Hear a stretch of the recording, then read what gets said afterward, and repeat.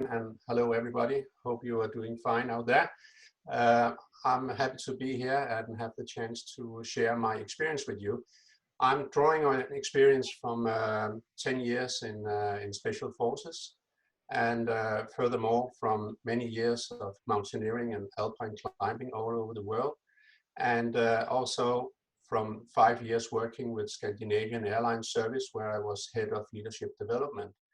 Uh, Precisely in 5 years where SAS were in deep crisis and just on the verge of bankruptcy.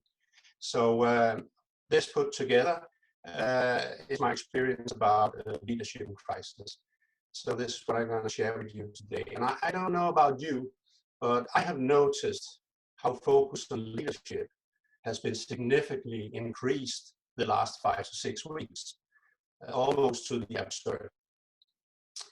I think it's natural when a crisis situation hit a country or society or a company, everyone's attention is drawn to the leader.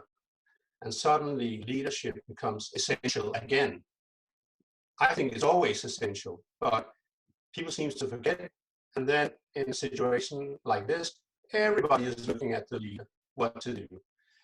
And the challenge here to be a leader is you are also impacted by the crisis. You are also human. So, but you at the same time have to be the center point, the anchor point in a time where you yourself are in a time of crisis.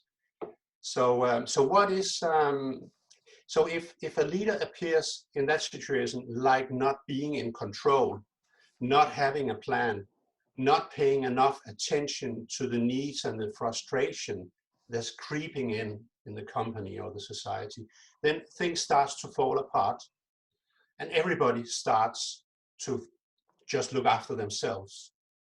And that's the worst situation. If that happens in society or in a company, that everybody's just looking after number one, then we have a big problem. So we need to avoid that at any price. So what is strong leadership, and how do you as a leader behave and act in a times of crisis? So what I will share with you today is an extract of a free model workshop, short online workshop, which is now being presented, extracted and presented in this seminar, webinar. And I will now share, so if you bear with me, I will now share a presentation with you.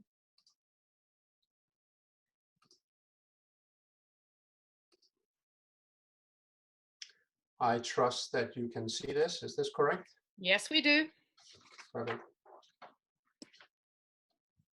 So these 3 steps is about how to lead yourself. That's one level. Next level is how to lead others. And finally, how to lead the organization in such a situation. And the first question about leading yourself is to ask yourself, why should anyone be led by you? Have you ever actually asked yourself this question, if you are a leader, of course? Why should anyone be led by you? Why should anyone follow me? It's a good question to ask yourself, and I'll give you just a few seconds to reflect on this. What is it you have that should make people follow you?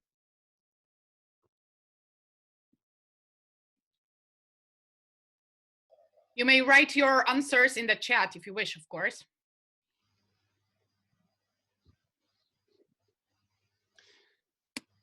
A Harvard Business Review, they looked into this. So what do these people have in common? They looked into this and they came up with, of course, many characteristics of a great leader.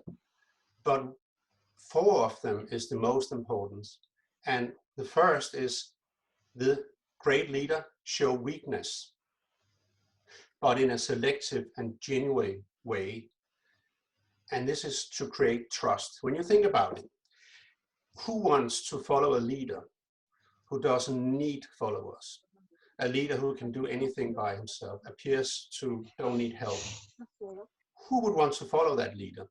So to show weakness and show that you need help is one of the characteristics which is very important to be a great leader. And also they trust their intuition. They find the right time, good timing in their actions. And they do that because they're very good at using the informal network and listen to what people say, and you listen to what people say, collect information, so to speak, have an ear to the ground. So they use the intuition to make the right decisions at the right moment. And this one, I really like the third one. They practice what they call tough empathy. And I like this because when I think back to my time in Special Forces, I had this team leader. He was a tough bastard. He was really tough. He was demanding, but at the same time, he was able to show empathy. He was able to, so to speak, to contain you when you were in problems. But you will never doubt that he demanded a lot from you and he was tough. So tough empathy is this great balance between being tough, being demanding, and at the same time also show feelings, show that you care about people. Tough, demanding, care about people. And the fourth characteristic is they dare to stand out.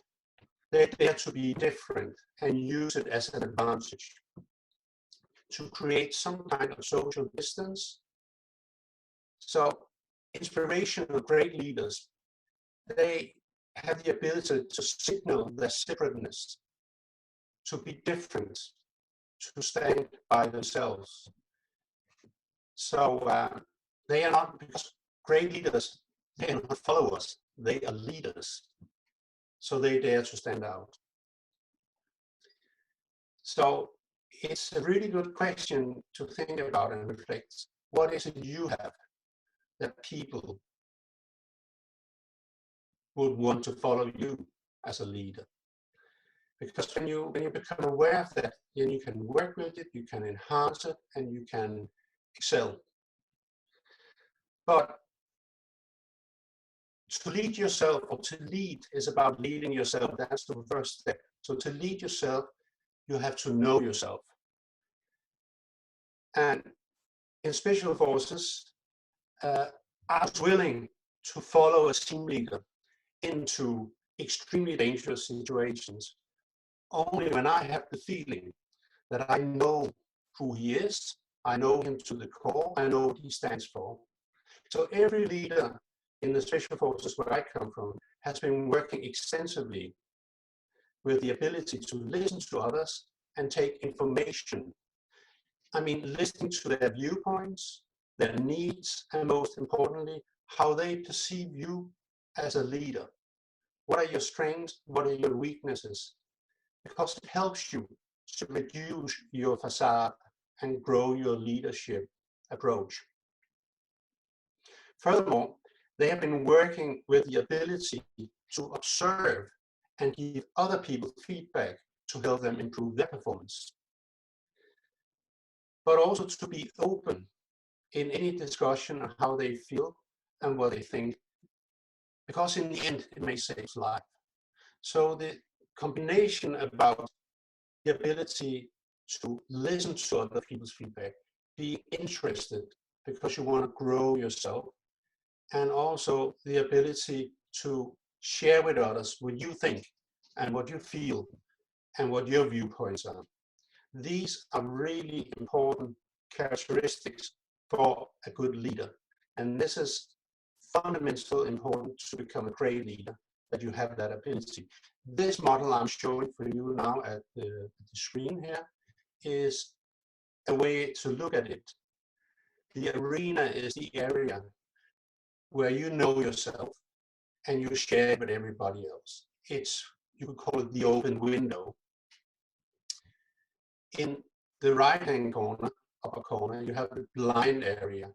These are things that you don't know about yourself, but other people obviously know them. But whether they want to share it with you or not, it depends on your attitude. And in the lower left corner, you have the facade. It should be facade, yes. And the facade is the way you want to appear. It's not the real you, but it's the way you present yourself to keep the facade. And in the lower right corner, there is the unknown. And the unknown is something that you don't know, others don't know, nobody knows. It's still unexplored. So to become a great leader and to lead yourself, you need to extend your arena through having feedback from other people and also share your bit of yourself with other people. So enlarge your arena as much as possible and reduce blind and facade and the unknown.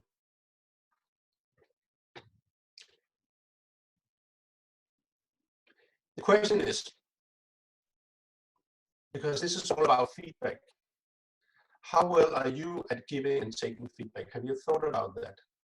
Is this something you could work on? So you want to have a big arena, a big open window. Why? Because it creates trust. And the more trust you can build, the greater a leader you become, because trust is the basic thing. So in short, it's all about your license to lead when the sea gets rough.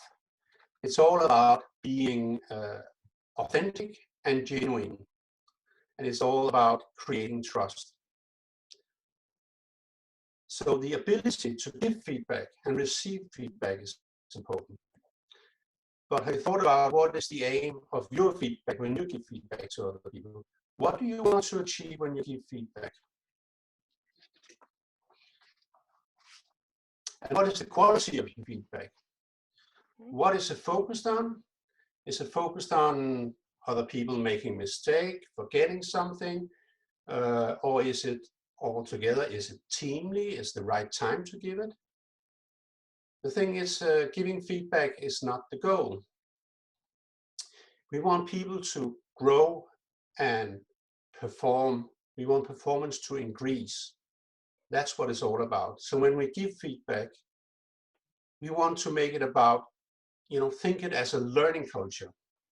The unit I come from was the embodiment of a learning culture. I mean, everybody in that culture was deeply interested in learning and growing all the time because it was a matter of life and death. For us, it was natural, but it should be in any company, in any team, in any community. And if you have a culture where people want to learn and to grow, they start automatically to ask for feedback. Because people want to maximize their personal growth. They want to learn.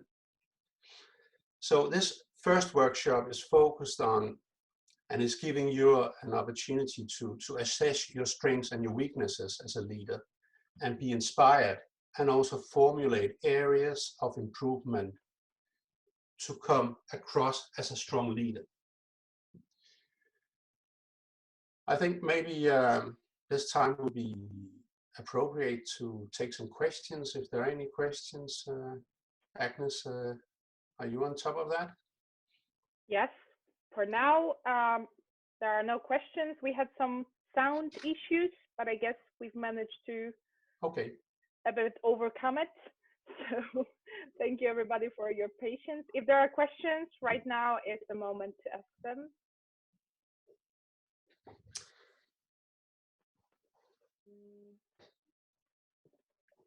Okay. So I guess the sound issue has nothing to do with so my technique or my computer or me, I hope.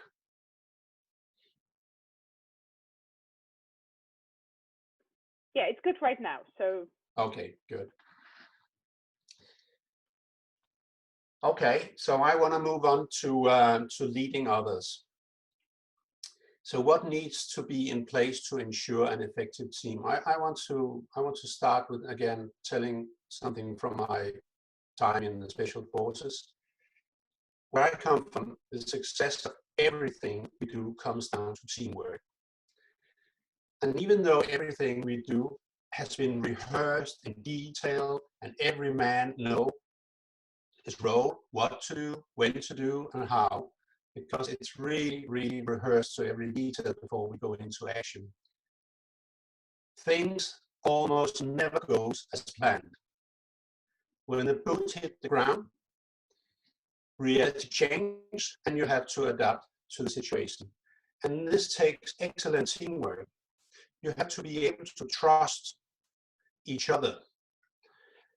A trust which is developed through a sound learning culture, which I talked about just before, and is characterized by openness and feedback. So only through spending a lot of time together, talking about these issues, giving each other feedback, evaluating what we do all the time, and clear away every kind of obstacles in the communication. You can develop a team where you can adapt to a situation quickly and still make good results. But it's also through involvement and accountability. So every team member is involved in the planning of an operation, and they are expected to share their viewpoints and be critical in a constructive way. So when there is a planning phase, it's not like the leader and somebody else make up the whole plan. Everybody in the team takes part in the planning of an operation. And this promotes commitment and accountability, and finally, the desire to achieve. And after every operation, things are reviewed, evaluated through a meeting where the team, together with management, are reviewing every step of the operation and feedback is given on all levels. Transparency and clear language are crucial in this. You have to insist on the brutal facts, and I would say that as a leader in general, and that's also what I would say about great leaders, insist on the brutal facts. As a leader, tell people how it is. Most often, it's not about what you're saying, it's about how you're saying it, and if you can display this tough empathy when you say it. I've told once 80 people that they were going to lose their job within the next 3 months. And you know what? They thanked me afterwards. It was a bit scary, actually. So you can go a long way with this tough empathy. Thing is, don't wrap it up. Don't wrap it in, sorry. And don't tell lies. Don't blame somebody else. You take it upon yourself and take it on your shoulder and you face the music. You might receive angry or disappointed response now and here, but in the end, people respect you for your honesty and your courage. There's no worse than a leader who pass on an information which is not very popular, and they blame it on upper management, for instance. Don't fall into that trap. Okay, let's review this model here of Lencioni. It has helped us, the special forces, with overcoming the 5 typical dysfunctions in teams and build teams with high degree of trust, commitment, and accountability. So why is trust so important? Trust is critical on a team. It's a foundation for teamwork. But it requires that people, they get vulnerable with each other. You have to be open about what is not good, what you don't do good, and if you make mistakes and stuff like that. So you have to open up to create trust. It's a little bit back to what we talked about before with the arena, the blind, and so on. That exercise will create trust in the team. And why is trust important? Without trust, we cannot overcome the next dysfunction, which is fear of conflict. Conflicts, they are not only okay or good in a team, but they are required and necessary. When we have trust, conflicts become no more than a passionate pursuit of truth and the best answer. So we look at the conflict of a way to get to the truth and get to the best answer, the best solution. But if you don't have trust, it will be a battle of viewpoints instead. So why is conflict important? That's because without it, people won't commit to the decisions being made. So if you haven't been through this open dialogue and conflict, then the decisions which are being made, people will not commit to it. And without commitment, they will become passive. They'll become passive about the work and what's being done. And they really don't buy in because they didn't weigh in on it. So this is why that commitment is so important. And again, why is commitment so important? Because without it, people don't really feel accountable. And when they don't hold each other accountable and taking action seriously, well, it leads to that we will encounter inattention to results, at least the team's results. And that's the trick here, because they may not be inattentive to results, but it will be their own results. They will work for their own agenda and not the team's agenda.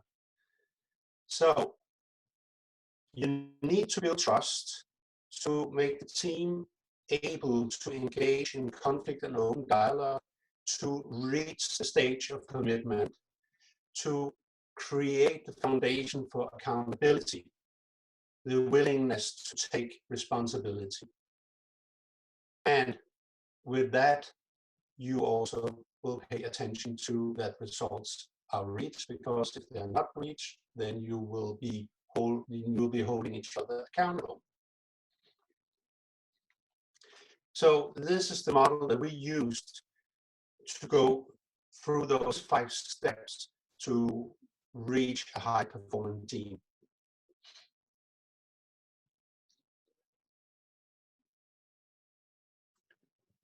But when we talk about the development of teams, I think this model here from Wiltshire, his theory about fundamental interpersonal relation orientation, is very interesting. Also because it was in the 60s that Will was hired by US Marine to conduct a research project to find out why some teams become high-performing, whereas others are not. Especially when we think about it, they are recruited for the same aptitudes, competences, etc. They're going through the same training. So exact same training. So why is it that some teams become high-performing and some does not? And what we found out is that teams are maturing differently due to different personal needs. If issues are not dealt with sufficiently in the early stage, the team will, when it meets resistance, move back in its development process. So in this model here, we strive to reach the phase of openness, the state of openness, where we can share things, where we know each other, things that I went through earlier. But to get to that, you have to go through the inclusion stage and the control stage. And if you are not dealt with these, especially in the inclusion stage, and also, of course, the control stage,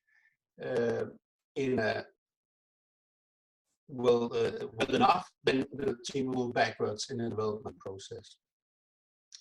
In a time of crisis, if a team has dealt with these crucial and fundamental interpersonal questions in the team, they are likely to become even stronger when they meet resistance.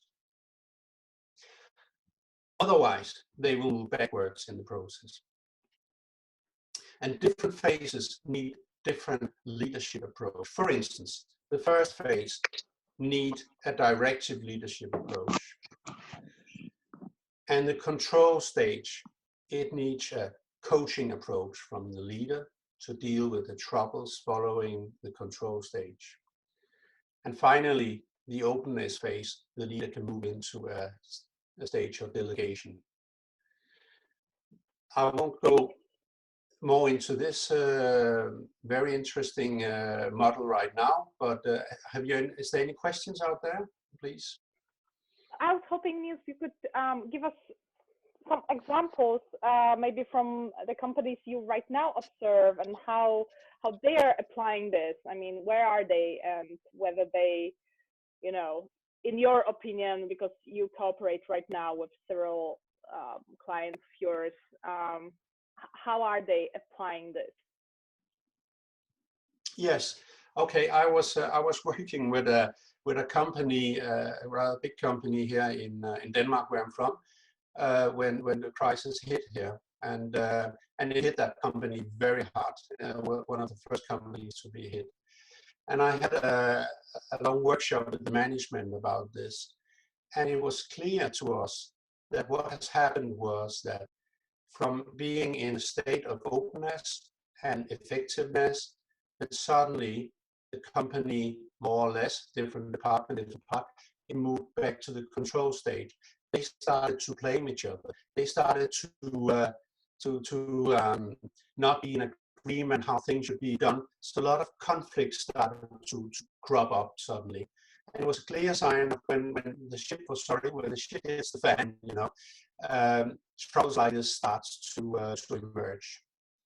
So it was it clearly called for coaching leadership approach to deal with this. Unfortunately, we never got that far because the company had to close down and send people home. Yes. I must say, if I may comment, yes. the clients we are working with currently are facing a bit the same situation, that the need for control seems to be greater in time of crisis, and it's also, for me, overlapping with a remote cooperation. Working remotely somehow expanded the need for us to control each other. What are we doing? How much are we doing, etc. So most companies that we are talking with have the same situation. They were functioning just fine, and now they are saying, well, we feel we should be controlling. The leaders are saying this. The people are saying, we feel we should be proving we're working. Yes. Everybody sort of feels, okay, we should be controlling somehow. Do you have any kind of advice on how to get back into the, we're just working and the flow goes? Yeah, because when working with this theory and model for many, many years, I've learned that it's a natural behavior for management, for leaders. As soon as conflict starts to crop up, you know, signs of people have moved backwards or into the control stage, what they instantly want to do is to put more control, more controlling leadership to try to suppress this kind of not waste behavior. And that's exactly what you shouldn't do as a leader. Because what people need is for you to be present, to listen, to take in what kind of fears and frustration that people have. You should listen to them, and you should ask questions, and you should try to accommodate that they feel better and they can be more at ease and move back to the openness stage. So what I often see is the managers are doing the exactly opposite of what they should do to respond to this behavior in the control stage. And that's why we call it coaching, because coaching is about listening, asking questions, and maybe give people a helping hand. The directive leadership is more down in the inclusive stage, because that's what people expect from you in the inclusion stage. And that's where people are actually thinking, should I stay or should I leave? Do I want to be a part of this? Then a more directive leadership approach is what you should apply. So different phases need different kind of leadership. And you need to, as a leader, to be able to change your leadership style so you accommodate what is needed in the different stages the team or the organization is in. So it could be worth for you to assess your people's behavior right now. Assess it. Sit back and think about, where do I think my employees or my colleagues are in this situation, and what kind of leadership response do they need, because I want them to move on, to develop, to grow, and get back to openness.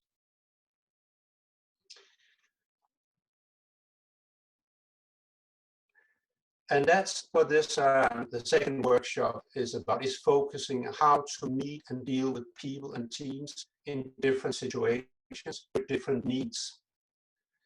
So in this workshop, you will be inspired and presented for tools which, as a leader, can help you to cope with the current situation.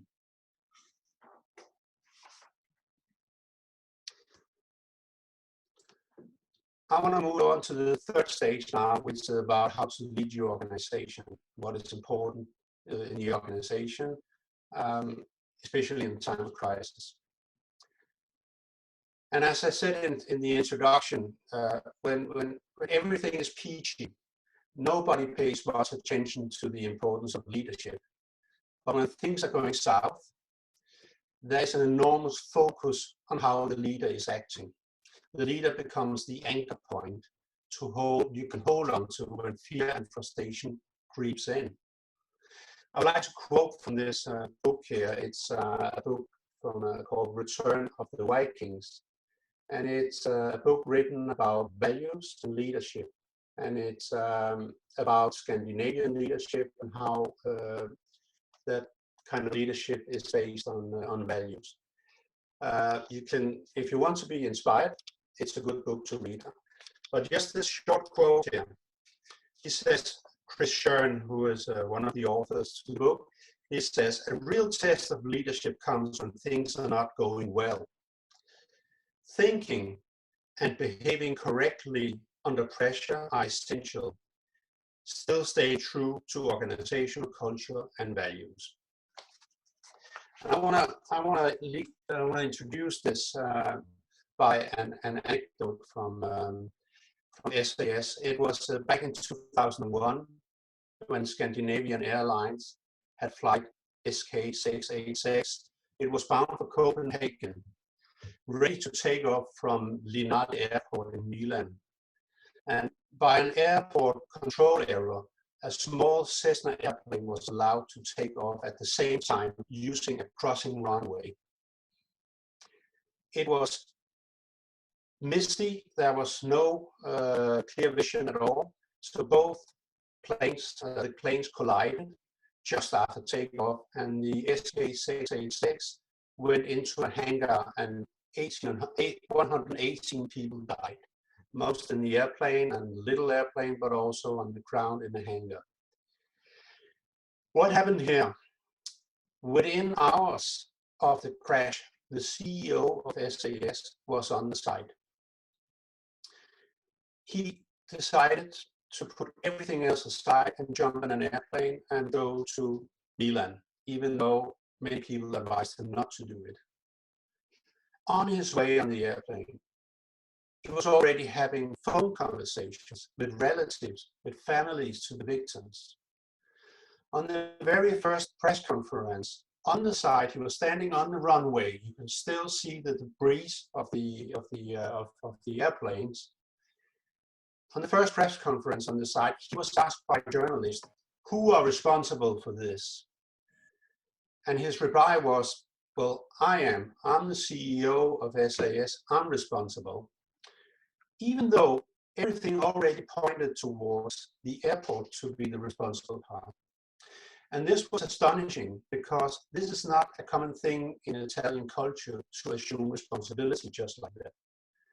As a matter of fact, he was from the beginning advised by the Italian authorities to stay away from the press site and the media.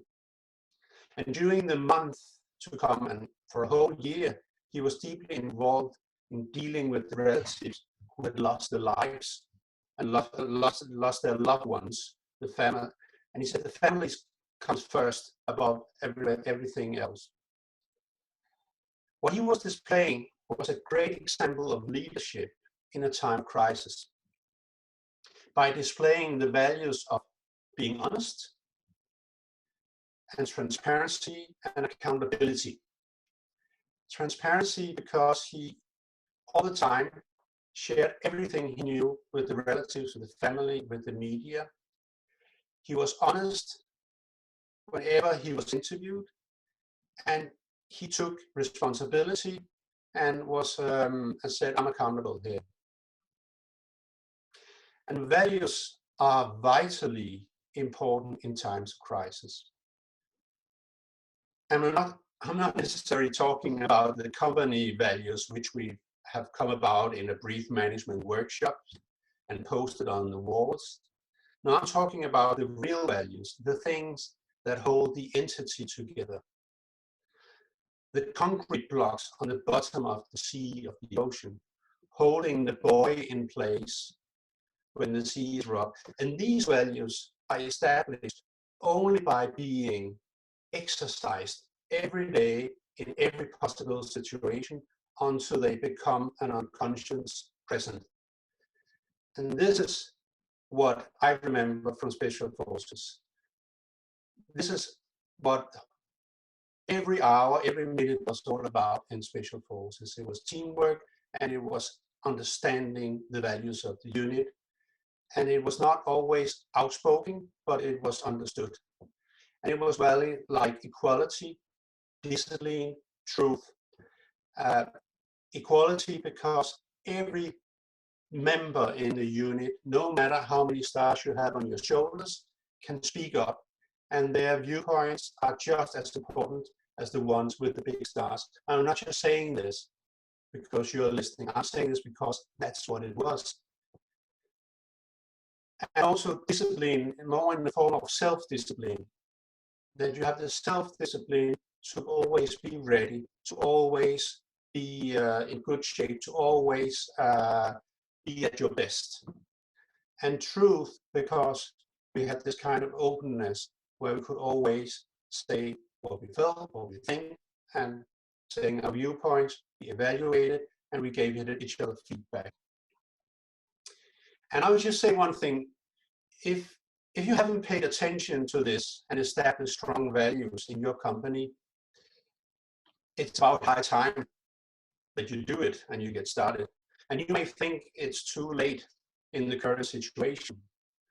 But think about it, it may be the perfect time to begin this process and talk about values and establishing and maybe reinforcing the values in your companies. Because in times of crisis, values are the things that hold the company together. This model here is a circle of influence. I don't know if you're familiar with it, but I love it. I use it very often when I coach people. The circle of concern is where you will find people in time of crisis. Everybody is focused on what's going on outside my own sphere of influence. They start to blame other people, they start to blame upper management, they start to blame the society, the government, and everybody else. They are using all the energy and focus on things that they can't impact. So your job as a leader is to help people to stay in the circle of influence. So help them get back to focus on the things, what they can do, how they can contribute, do their job, and don't spend a lot of energy to be concerned about everything else. But it's natural to be concerned with all the other things that you can't do anything about. But it's your job as a leader to help them stay in the circle of influence. I'll get back to that. And this applies not only to individuals, but it can get a grip in the whole organization, and it can become more or less reactive. So again, I repeat, your job as a leader is to help people to stay focused on their circle of influence. to maintain a proactive focus. How the leader acts and reacts is essential to whether people drift to the cycle of concern. So your actions and your behavior as a leader, it makes a difference when it comes to this. Niels, could you tell us how we as a leader can do it? How we can make that people stay in a circle of influence? Yes, I can. I have tried this many times actually, also as a leader myself. When you move around amongst the employees or your colleagues, because this happens to everyone, this happens to leaders also. You listen to what they say, you listen to the language they use. And honestly, you know, it can happen to me also that I kind of, you know, slide off. I don't want to deal with it because it's troublesome. It's filled with conflict.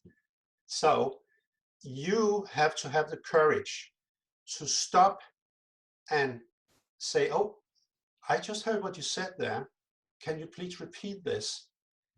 Can you listen to yourself, what it is you say actually? So what about, what can you do? What can you influence? So let's talk about what can you do to make a difference? Because as I hear, the things you are talking about is nothing, it's the things you can't do anything about. So basically what I say is, it's natural also for a leader to just, you know, duck your head and slide out, but don't do it. Be a pattern breaker. Be a pattern breaker and start with every individual you meet. Every time you hear it, you make them into pattern makers. So you get an army of pattern makers who becomes pattern makers of proactive language, staying in the circle of influence. That's what you can do as a leader, but it takes courage. Yeah, thank you. Anyway, I want to talk about also how do people react to change. And I want to move to this simple model here. And for sure, I think you can regard the current crisis for times of change. And you will be forced to implement radical changes in the wake of this crisis. So I will use this model here by Claes Jansen to describe the 4 rules of change. So what happens is that you have a situation where everything is peachy, it's going the way, you know, it's day by day, everything is the same, people feel safe, they are in balance, they're working out habits, routines, and harmony. And suddenly, you are being presented, or you have to present for people, radical change, like change in your organization, like cutback, serious cutback, like a team member has to leave, like a coronavirus crisis.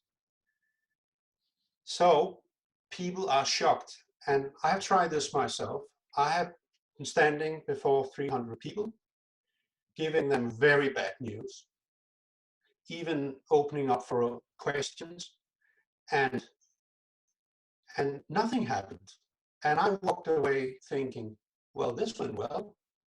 They took it well, they understood it, but no, they don't understand anything because they're hit by shock. They can't react, they can't ask questions, and if you think that's it as a leader, then you are very wrong, because the reaction phase comes later. And it's a phase where people start to deny. You can also call it denial. They get into the state of denial. This does not affect me. Nope, I can't do it. I reject to do this, and I even defend the way we did things before, so I want to stay there. Also, that develops a kind of self-censorship. People start to behaving very cautiously and are afraid of taking action, so everything freezes, so to speak. It's very interesting that you that you mentioned this, I was talking today to with a client, a production company, and but most of people right now are saying stuff about people being overwhelmed with what's happening, having an anxiety, etc., etc. And this client was mentioning the situation that people are still working. It's a production line, and they have to do the work, so they couldn't go remote working. And some people are there in this phase of, well, it's some kind of a lie with coronavirus. Nothing's changed for us. We're still working. Everything works well. So it must be some kind of a mystic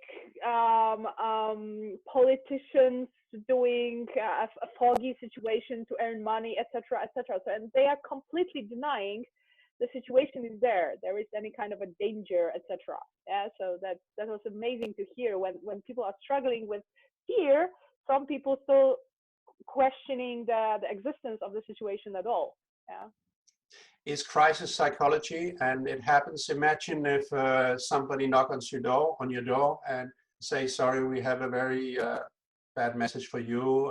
We sorry to say that your spouse or maybe one of your children had a bad car accident, and they are in hospital, and it doesn't look good," whatever, you know. The first reaction you see is that people deny it, because they simply can't accept it. It's simply too much. So denial is a very basic psychological reaction, and it happens in groups and organizations. I would just add that we have 10 minutes left, just to. Yes, I so noticed. Yeah. Okay, but if you, with the right leadership approach, help them, they will move into the repair phase, where there will be confusion, there will be fear and insecurity, and there will still be resistance. You could say pockets of resistance. But with the right leadership and due time, they will also move to new orientation phase, where they start again to prioritize, to see new opportunities, to become creative, to take actions again. And the thing is, what you need to be aware of as a leader is that in an organization, people are moving with different speed through for these 3-4 phases. So you have to be patient with those who are not moving as fast as the others. Some people, they speed through this, and some people are really stuck in the reaction phase and needs extra help. And also some departments move fast, and other departments, they stay back in the early phases due to the subculture of the departments. All these things you have to take into consideration as a leader. So, and if I say just quickly, in the first phase, the shock phase, before things are going bad, now when you're actually delivering the message that this is going to go this way, then you have to make sure that things are transparent. So people don't think that you have hidden something and you're not giving the whole truth. You have to communicate, and you also have to be ready with a vision. Already here, you have to be able to present a vision.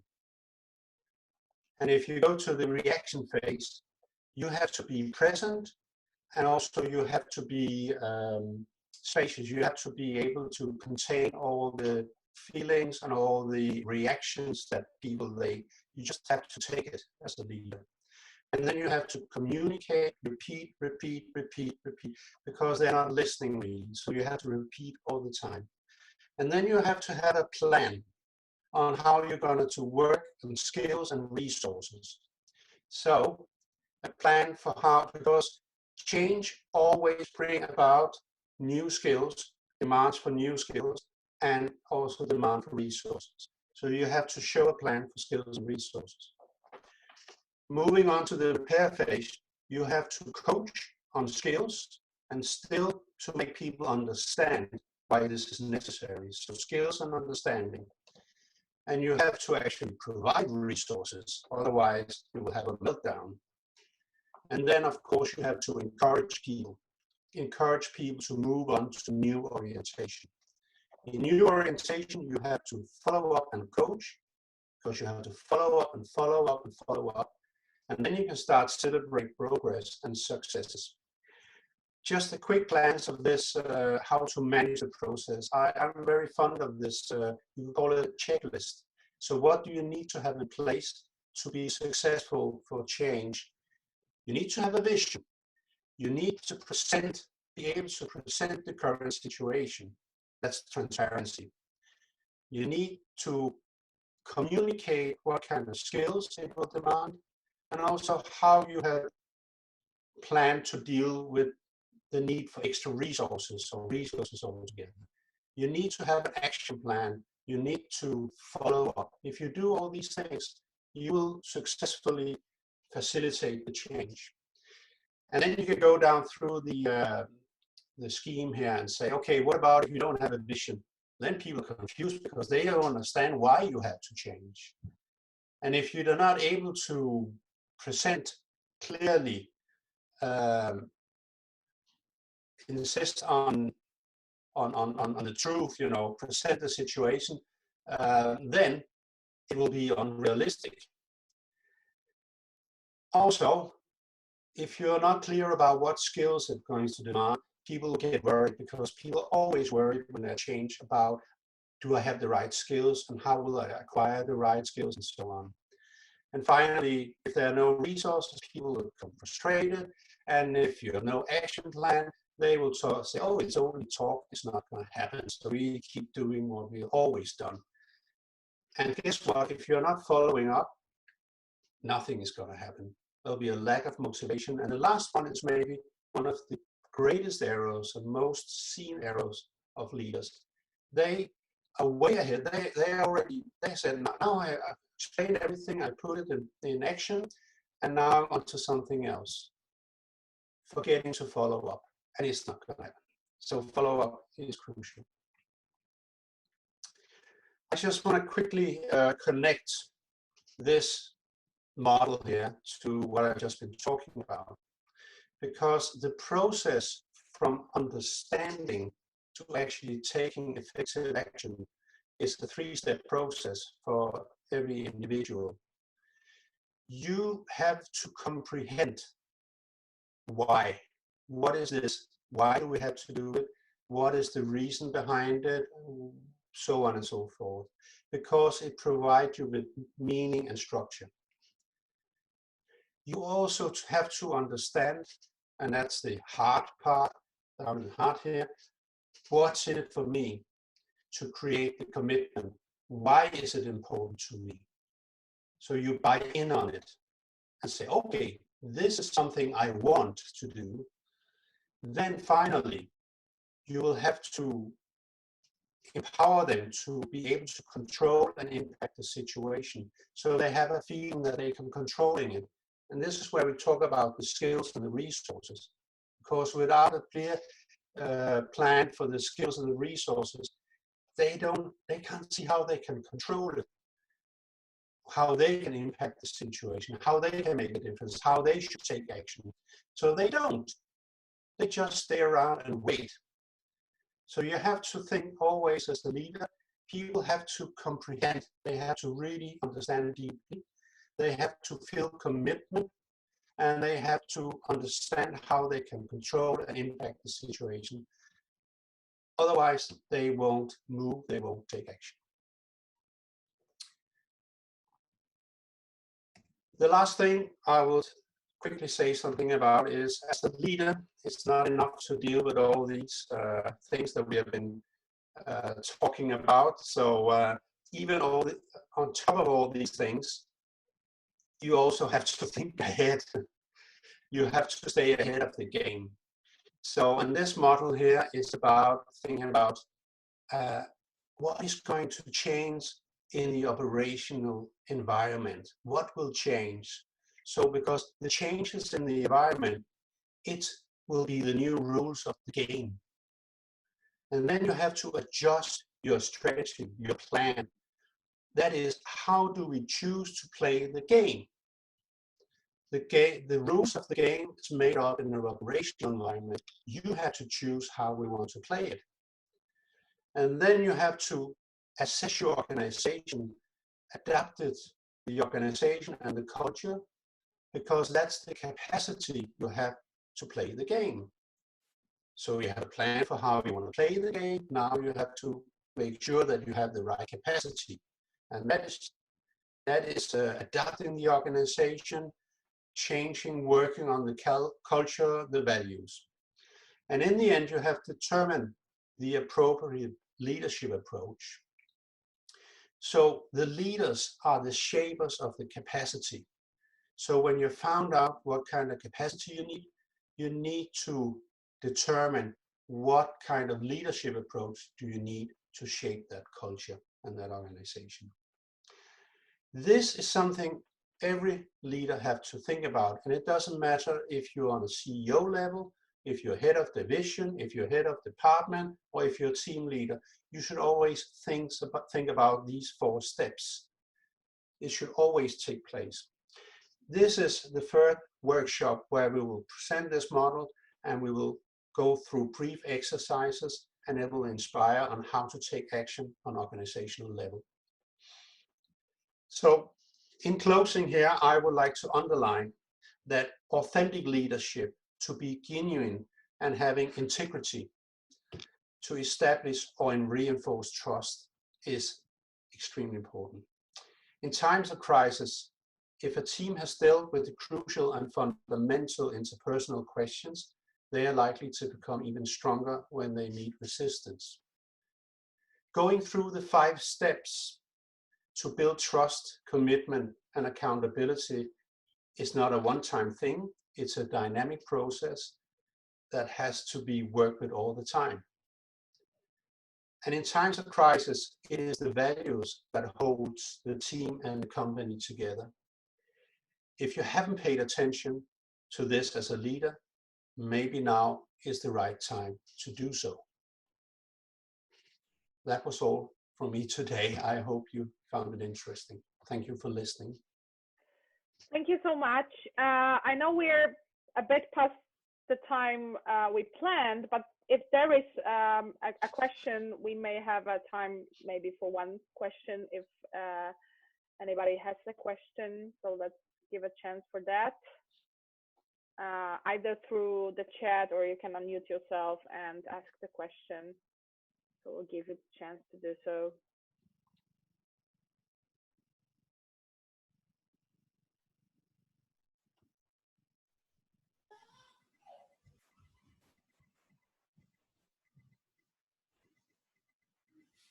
Come on, don't be shy, ask a question.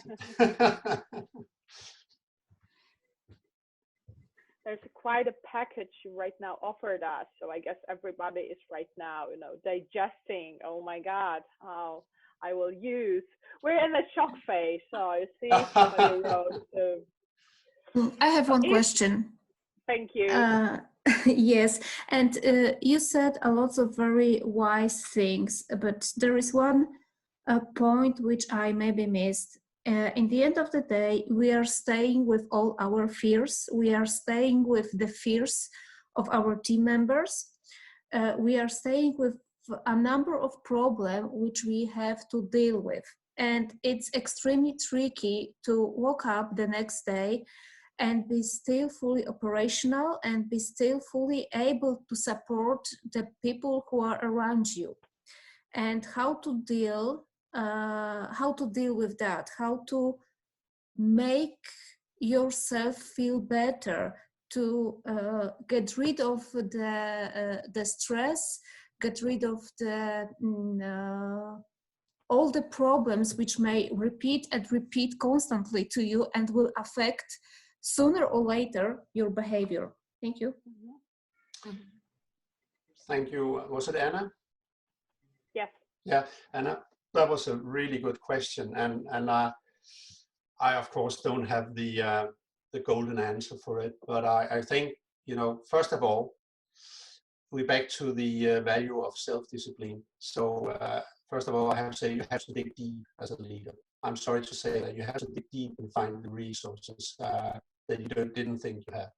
So, but having said that, I've been 1.5 hours on a meeting today with a lot of colleagues in the network, and where we were listening to each other's problems and giving each other sparing and coaching, and so I think this is one way. Don't be only by yourself with this. Speak to somebody, preferably if you could have a mentor. It would be perfect times to use your mentor, but use your colleagues and talk to them, so you don't feel alone about this, and that you can share the frustrations and the problems you have. Because I think that's where I find the strength and the inspiration and the willingness to go on in situations like this. Mm-hmm. If I may add, I know it's not the goal. Yes, please. No, continue. Yeah, no, I just want to say that I don't have the golden answer for this, but on top of my head, that's what I think. That's how I do it.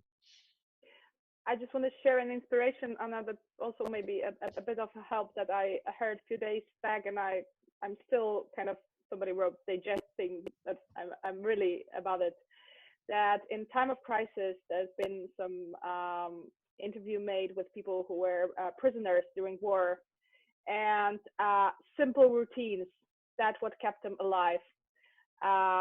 Doing everything, especially now when we in this remote work, for example, mode, and we have this temptation of letting go, getting up later because I do not have to rush for work, you do not have your morning routine, etc., etc. It seems that it's easier for us and for our brain to process such a burden, you can say, that we have right now, when we stick to our daily routines, and we sort of we try to trick our brain into thinking the normal is still here, although it's a bit not. So, and I started reflecting on this, and I must say this is something that kept me in this past few weeks in a working mode. That we really agreed onto where work is business as usual in terms of some elements of working, operating. Of course, some things changed dramatically, but yeah, that was for me very helpful. Very good. I think it taps into what I meant about self-discipline. Exactly. Actually, that's yeah, what I really, gave this yes, example. Yeah. Exactly. Yeah. Okay. Thank you one more time for the question, and thank you, Niels, for sharing with us so many useful information. Thank you all for participating. We will be letting you know when we will meet the next time. And well, have a great evening and stay healthy. Yeah, stay healthy, and good luck to everyone from me. Okay. Take care. Thank you. Take Bye. care. Thank you. Bye. Thank Take you. care. Bye bye. Thank you. Thank you.